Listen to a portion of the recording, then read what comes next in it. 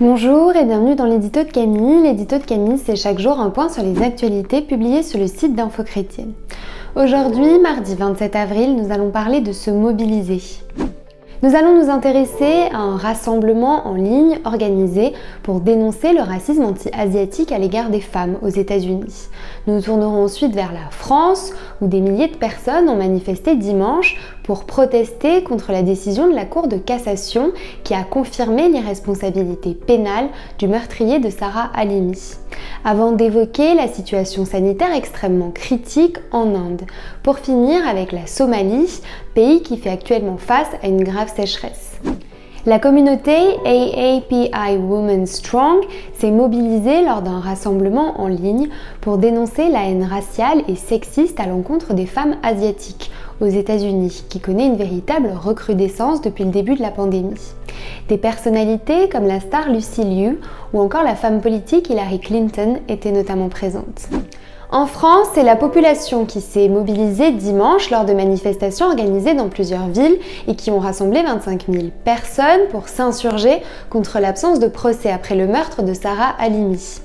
Le président de la Fédération protestante de France, François Claveroli, était présent à la manifestation. Aux côtés du grand rabbin de France, Haïm Korsia, il a lu le psaume 133, une manière d'exprimer la solidarité des protestants avec la communauté juive.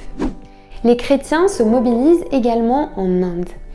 Alors que le géant d'Asie du Sud fait face à une situation sanitaire extrêmement critique, Stephen David, dirigeant d'un réseau d'églises évangéliques en Inde, témoigne de l'impact de la crise sur les églises. Il lance un appel à la prière pour que les communautés chrétiennes, malgré leurs propres pertes, puissent accompagner au mieux toutes les personnes qui souffrent à cause de la pandémie. De nombreux pays comme l'Allemagne, la France, le Royaume-Uni, les États-Unis, l'Australie ou encore le Pakistan et l'Arabie saoudite se mobilisent également pour apporter de l'aide aux Indiens. Le gouvernement somalien et le Bureau des Nations Unies pour la coordination des affaires humanitaires ont exprimé leur vive préoccupation quant à la grave sécheresse qui touche actuellement la Somalie. Le pays est en effet au bord de la catastrophe humaine, au milieu d'une situation humanitaire déjà désastreuse.